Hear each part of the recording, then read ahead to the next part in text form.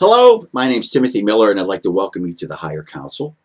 And I want to give you a brief overview of what this is all about and what we're doing here. I come from a very fundamental Christian background. And the thing that happened in my life, there were various circumstances and situations that were going on that caused me to question a lot of things. Question myself, question my beliefs, question, the world at large, the purpose for us even being here. And that led me on a quest. And as part of that quest, I did a lot of historical research into my own faith, going back into the Old Testament, looking at the viewpoints of different people involved in historical investigations, particularly in the area of Old Testament studies and origins and so forth. And what I began to see and realize was that, my Christian faith was supposedly born out of Judaism. And as I look back into the Jewish faith and the origins of Judaism, it became very apparent to me that the monotheism of the Old Testament was formed out of the polytheism of the old Canaanite society and religions. There are many different names for God in the Old Testament, and every one of those can be traced back to Canaanite origins. And what was done over time is that they took that pantheon of Canaanite gods and molded them into one monotheistic viewpoint or religion. Okay, so then we have a monotheistic structure, but at the same time, those beliefs were brought in from any number of different cultures, the Canaanites, the Egyptians, and so forth. The point of doing that, the modus operandi of the Old Testament and the books of the Pentateuch and the Torah were designed to bring people into a unity of faith. And this dates back to the division of the kingdom in the days of Solomon, when the kingdom was split in half. There were divided kingdoms. They had different religious views and so forth. And the writers or the composers of the original books were trying to unite the people under one God, one king, one temple, because they believed that when the kingdom was divided, it was weakened and left them open for invasions and deportation and all of the things that happened through Jewish history.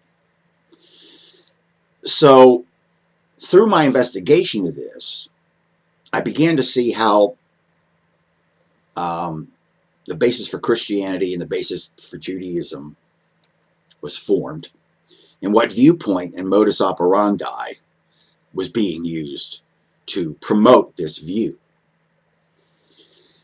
And I also did some very, very in-depth studies and historical investigation into the New Testament as well.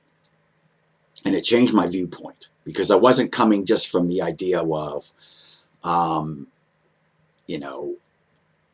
have to believe this doctrine. I was researching the basis for where all this came from. And I began to see that although in the monotheistic viewpoint, there is some truth, I do believe there is one central cosmic mind behind creation. But I also came to see that one central cosmic mind has many emanations. And it expresses itself in a variety of ways, through a variety of different cultures, avatars, deities, if you will. If you just look at nature as an example, I think I did some research on different species, and I found out there are over like 200 species of shark on this planet.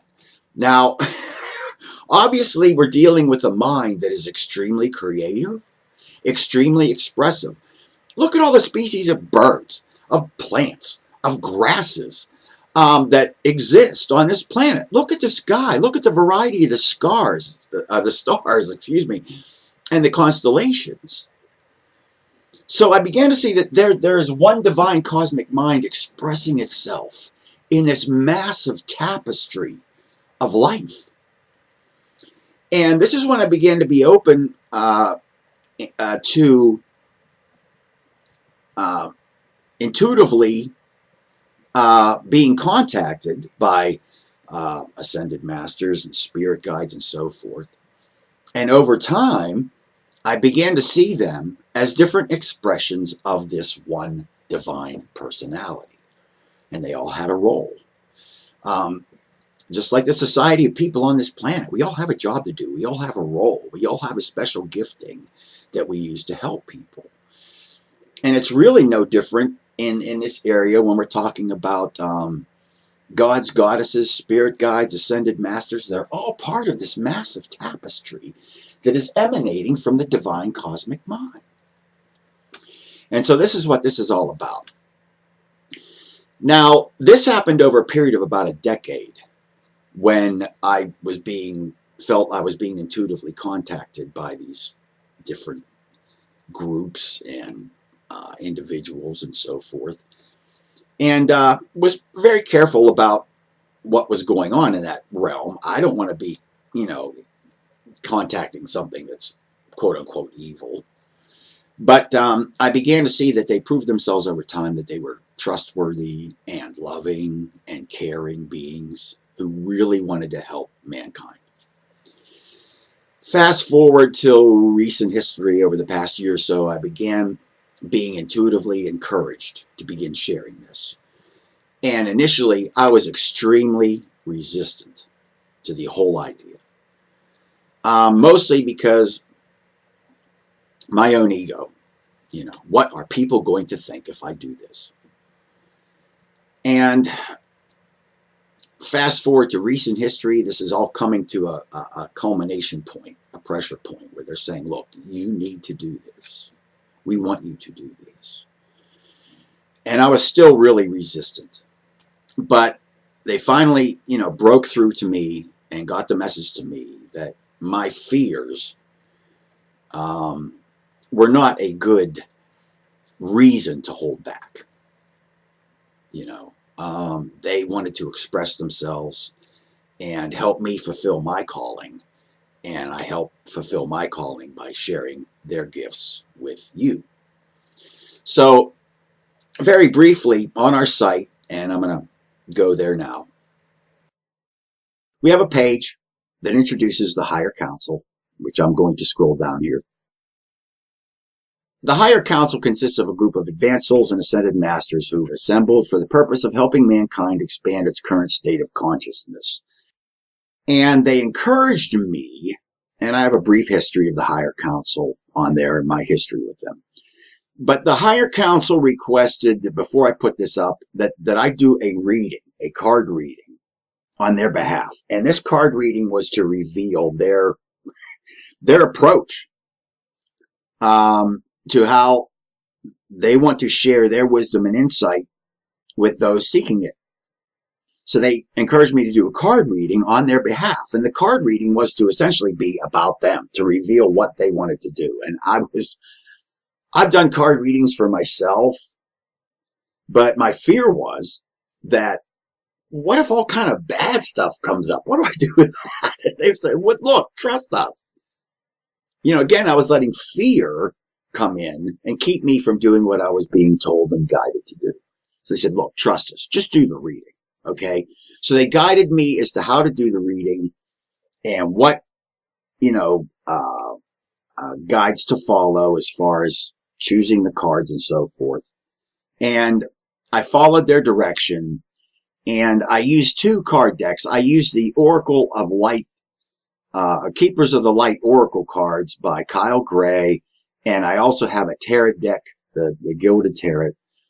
The result of the reading, basically, the first 3 cards are the Ascended Masters, who would represent the why they're, what their role is in dealing through me with people.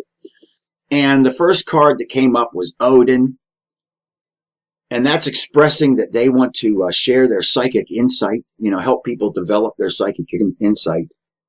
The second card up was Mercury, and that's all about open communication with your spirit guides and the ascended masters. And the third card that came up was that of Mahavatar Babaji, and that's about soul expansion, personally expanding your consciousness and being able to receive the things that the universe desires to give you. So in that reading, it all made perfect sense to me. There's a modus operandi here, and these three cards represent that. Now, and I go over the interpretation of the cards on the page. Then came the tarot reading, and the tarot reading was 4 cards expressing their viewpoint or their way of dealing with us, with the earth plane, and their view of what's going on in the earth plane.